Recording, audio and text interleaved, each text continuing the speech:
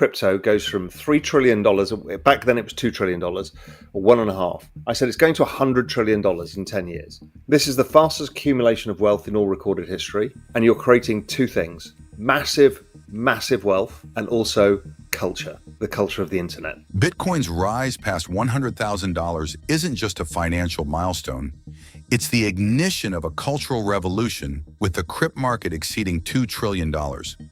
Wealth creation is accelerating at an unparalleled rate, fueling a shift that's redefining human interaction and creativity. This isn't about numbers, it's about the fusion of blockchain NFTs and DeFi into a cultural and economic powerhouse. Blurring the lines between digital innovation and artistic expression, Real Vision CEO Raoul envisions this as more than finance. It's a living, breathing ecosystem, NFT, driven by crypto's meteoric rise, transcend investment to become symbols of cultural resonance. Holograms, immersive art, and digital ownership are rewriting the rules of engagement, forging a future where the digital and physical seamlessly coexist. This moment in history isn't just about cryptocurrency. It's about humanity's evolution into a fully integrated digital age where creativity and value intertwine to unlock boundless potential for artists, investors, and visionaries alike. Yeah, people forget this. Everyone's buying meme coins. They go up a lot and down a lot, as we know. People don't realize how much money people made out of NFTs. And the reason being is really simple. They're priced, or the ones that we are mainly, the important ones, are priced in ETH. So when ETH went up from $100 last cycle to $4,000, it went up 40x. The price of CryptoPunks, have I frozen? Did I freeze them? The price of CryptoPunks went from like $2 2 ETH to 100 ETH. So the price of 100 ETH and ETH going up 40x made ridiculous amounts of money. So how do I think about this? So let's say I buy something for 10 ETH. Well, when I started buying the art in 2024, the price, I was paying 10 ETH, let's say, for something when ETH was at 1,800. ETH's at 3,000 today. That NFT is now 20 ETH because people have started realizing it, because I kicked off a bull market by talking about this stuff. So it's doubled in ETH terms, and ETH is almost tripled. So I've made 6 times my money. Now, you compound that over 10 years, 15 years, you know, if we're thinking of the long-term appreciation of art in terms of value, okay, that can be very, very significant indeed. So it outperforms ETH is the point. Too early to tell. I think 2021 was a mania, so we don't know whether we're going to get back to those same levels. If we look at volumes now, they've gone down, but values are rising. My guess is we will set all-time record high prices for art. My guess is the Salvador Mundi Da Vinci piece that sold for $450 million will be broken by a piece of digital art eventually. So because of the wealth. So look who bought the Salvador Mundi, the leader of Saudi Arabia, right? The richest man in the world, buys the most expensive painting ever sold. But we're going to make a lot of very, very, very rich people in this space, and they're going to compete for this stuff. And it's social signaling, it's long-term savings, it's, you know, all of those things. So I think we will see preposterously higher prices over time. Let's see what happens this cycle. So as far as I'm aware, the physicals have been trading at a premium. My guess at the end of this cycle, the physicals will trade at a discount to the NFTs. But this is the very clever experiment Damien did. It's really clever. So we don't know yet. I'm guessing. For example, I get hit up every few days by a Beeple collector who said, "Hey, do you want the physical?" I'm like, why are they all selling the physical? Because, and I said, have you taken it out of the box? No. So it's been sitting on your shelf for 3 years or 4 years. You've never been able to look at it. You've never been able to touch it. You have no value from it apart from hoping it appreciates. They're like, yeah, so I'll try and sell it. I'm like, fascinating. And so it makes me think that the physical is less valuable than the digital over time. Raoul explores the intersection of art, cryptocurrency, and NFTs, emphasizing Ether's price impact on NFT values. He notes that NFTs priced in Ether can yield significant profits when Ether appreciates citing examples like CryptoPunks sharing his own experience. Pal reveals how an NFT he owns doubled in value.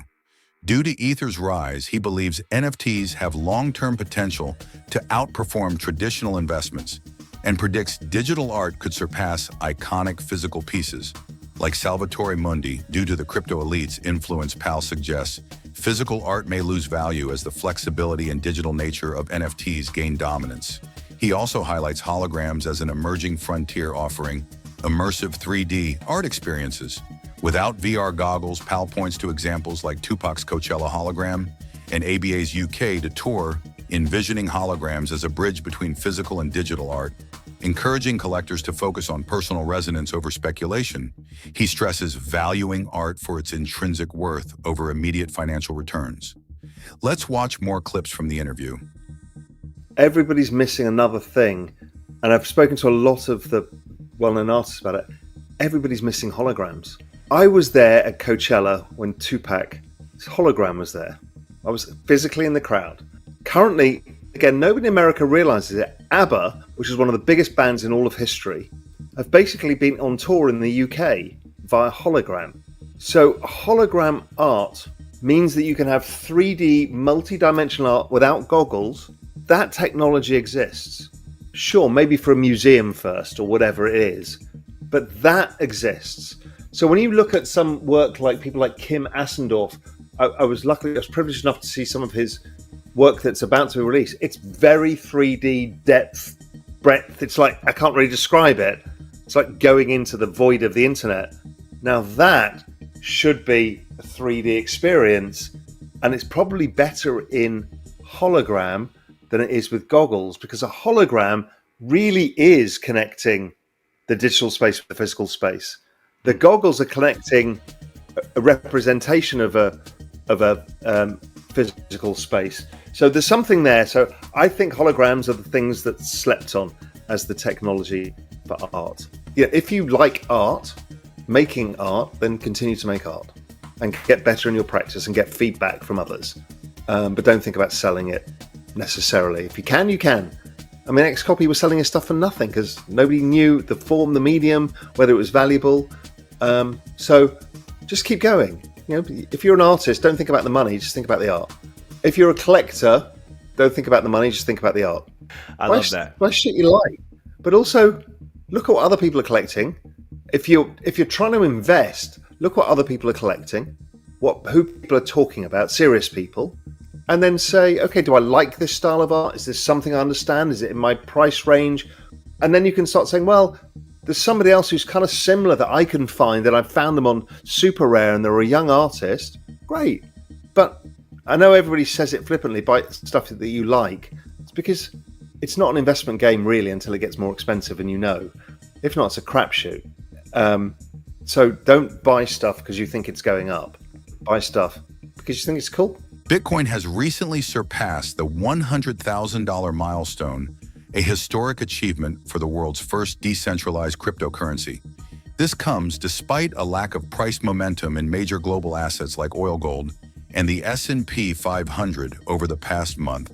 Bitcoin has surged by 32%, while oil dropped 6.3%, and both gold and the S&P 500 experienced slight declines. This rally against global assets has sparked optimism, leading analysts to predict that Bitcoin's bull run could last until the end of 2025, entering what traders refer to as the euphoria stage.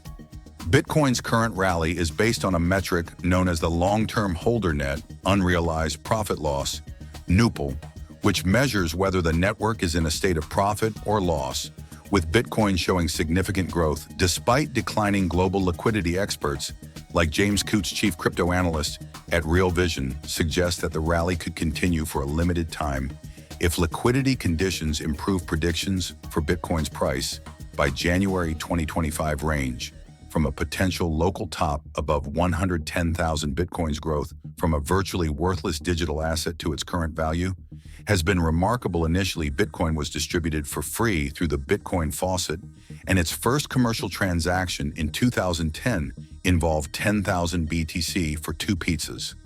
Fast forward to today, Bitcoin's value has surged, attracting major financial institutions and even positioning itself alongside some of the world's largest economies. Some analysts now believe that Bitcoin could reach $200,000 by the end of 2022, with even more bullish predictions suggesting a potential $1 million price point in the coming years. As we wrap up, do you think NFTs and digital art could surpass the value of traditional art? How should collectors approach NFTs and digital art? Don't forget to like and subscribe, and let's keep the bull run going.